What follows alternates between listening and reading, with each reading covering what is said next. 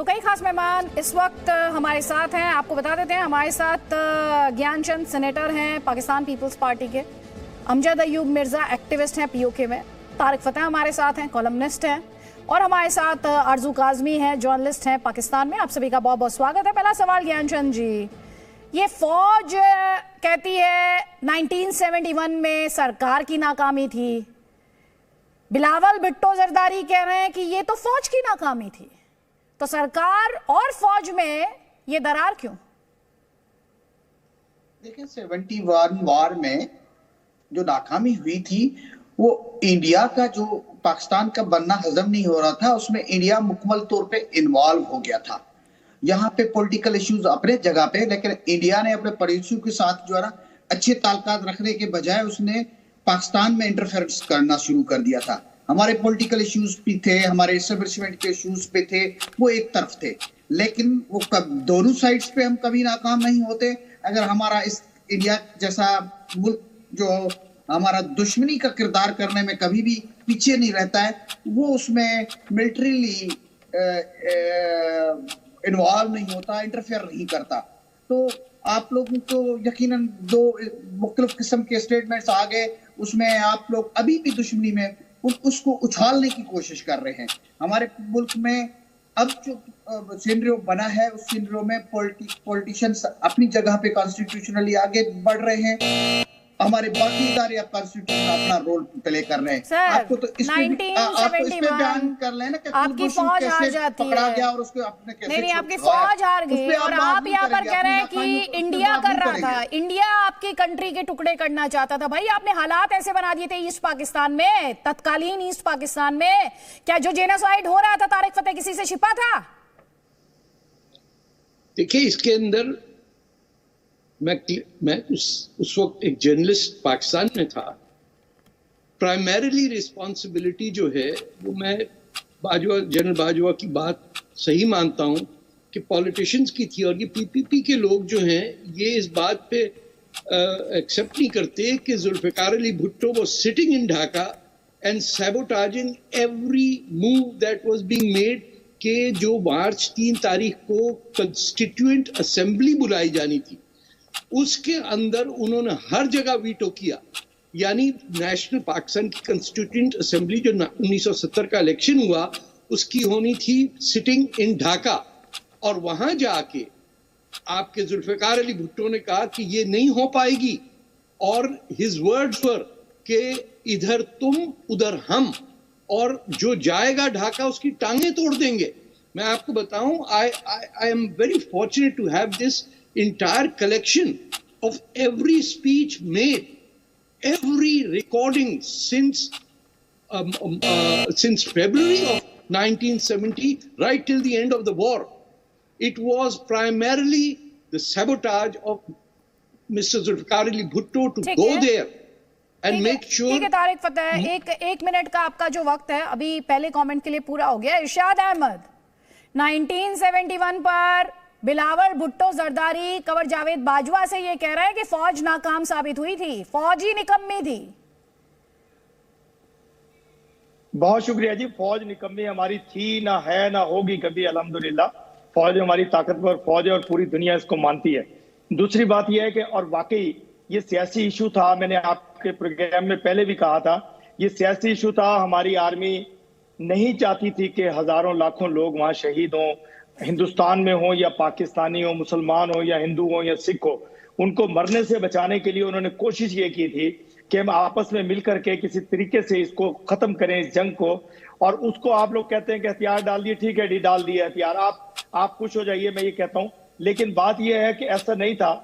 जो कुछ बाजवा साहब ने कहा कि ये सियासी इशू था और उसको सियासी तरीके से खत्म किया गया, और उसको अपनी फौज को और आपकी फौज को आपस में एक दूसरे के साथ से हटाया गया, और ये जो असला एक दूसरे को दिया जा रहा है, अब ये बार बार आप एक तस्वीर चलाते हैं, बार बार चलाते हैं। मैं आपको दावत देता हूं, इस पुरानी बात को, 50 साल पुरानी बात को छोड़ दीजिए, आज आइए हमारे साथ, आज हमारी आंखों में आंखें मिलाइए, फिर हम बताएंगे कि हम कौन है और आप कौन है। लेकिन हम नहीं चाहते कभी भी, एक अच्छा पड़ोसी होने के नाते हम हमेशा यही चाहते हैं कि आपको फूल पेश किए जाए, आपको खुशबू भेजी जाए, आपसे खुशबू ली जाए।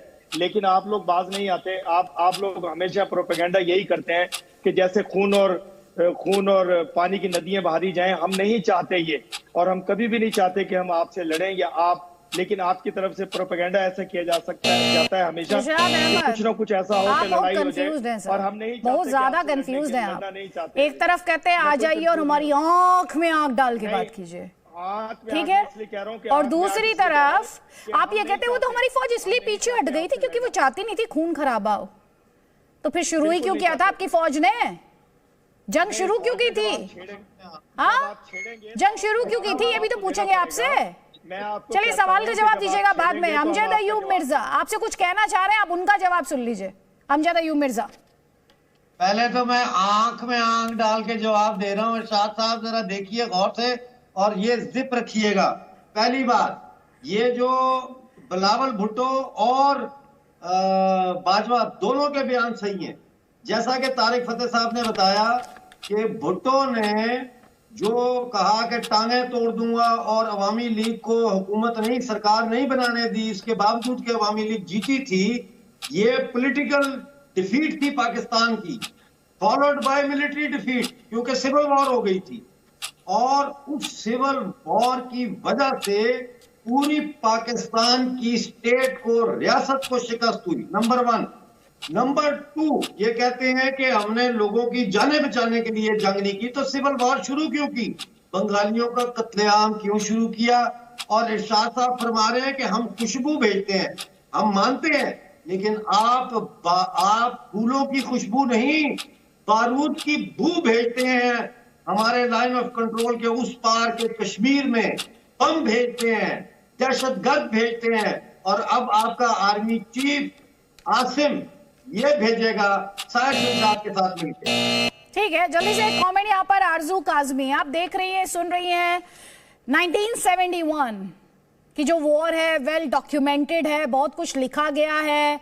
इरशाद साहब वो सब ना पढ़ना चाहें, तथ्यों से मुंह मोड़ लेना चाहें, लेकिन जब ये कहते हैं कि इंडिया इसके बारे में बात कर रहा है बड़ा चढ़ा के, भाई लड़ाई तो आप ही के यहाँ हो रही है ना। जनरल बाजवा का स्टेटमेंट आपके यहाँ आया, बिलावल भुट्टो जरदारी भी आप ही के यहाँ पर सरकार में मंत्री हैं। जी बिल्कुल, देखिए पहले तो बहुत साल इन्होंने लोगों को और स्टूडेंट्स को और यंगस्टर्स को बेवकूफ बना के रखा कि 71 की वॉर में क्या हुआ था। हम सारा क्रेडिट खुद ले रहे थे और सारा ब्लेम जो था वो दूसरी भारत के ऊपर या किसी और पे डाल रहे थे। अब लोगों को मालूम हो गया है कि क्या हुआ था और असल बात क्या थी। ये बात अब स्टूडेंट्स को भी पता है, यंगस्टर्स को भी पता है, जो जितनी जनरेशन इस वक्त मौजूद है सबको मालूम है। दोनों की गलती थी, मिलिट्री वालों की भी थी और जो सिविलियन गवर्नमेंट थी उसकी भी थी। और जुल्फिकार अली भुट्टो वही है ना जो डिक्टेटर को डैडी बोला करते थे। और यहाँ पर तो ये तक बताया जाता है और कहा जाता है कि हमने ही बंगालीज को इतना तंग किया था, इतना परेशान किया था, इतनी इंसल्ट की थी उनकी कि वो यहाँ ना तो रहने को तैयार थे, ना ही हमारी शक्लें देखने को तैयार थे। अगर किसी में थोड़ी सी शर्म रह गई है पाकिस्तान के अंदर, तो इनको चाहिए कि बांग्लादेश जाएं और वहां जाके उन लोगों से माफी मांगे जो कुछ हमारी तरफ से उनके खिलाफ किया गया, जिस तरह से उन्हें परेशान किया गया। मेरे ख्याल है सच चीज यही है और छुपने वाली चीज नहीं है। ठीक है, इस पे जवाब ले लेते हैं। ज्ञानचंद जी, आप माफी मांगने के लिए तैयार हैं? सर, आरजू काजमी आप ही के मुल्क में है, आप ही के मुल्क की जर्नलिस्ट हैं, इतिहास की बात कर रही है, हिस्ट्री की बात कर रही है और कह रही है माफी मांगिए पहले तो जाकर वहां।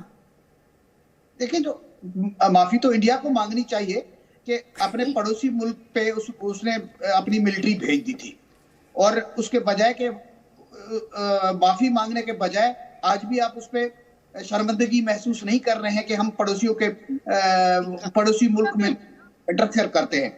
जहां तक भुट्टो साहब की बात थी, तो उस नाकामी के बाद भुट्टो साहब ने एटम बम दिया, जो आंखें में आंखें डालकर बात करने की बात करते हैं। तो अब आपको जरूरत नहीं हो सकती है। छोटे मोटे जो भी इंटरफेरेंस आपने की है, उस इंटरफेरेंस में आपको जवाब मिला है। कुलभूषण तो अभी थोड़ी बताइए जरा, मुझे बताइए जरा। उस जगह पे पहुंच चुका है जहां पे इंडिया को अब जरूरत नहीं होती है कि उसकी तरफ किसकी? तो आप डरे हुए हैं। जो आप डरे हुए हैं, अरे भाई नवासी से डर रहे हैं ना। आप किससे डर रहे हैं? भुट्टो ने पाकिस्तान को कहा, किससे डर रहे हैं? भुट्टो का नवासा आ रहा है। किससे डर रहे हैं आप लोग? इस पाकिस्तान को आगे जाता हुआ नहीं देख सकते हैं ना। आप जब मिलिट्री और हमारे 86 लोगों ने आपस में बैठकर मुल्क को आगे ले जाने के लिए फैसला किया है,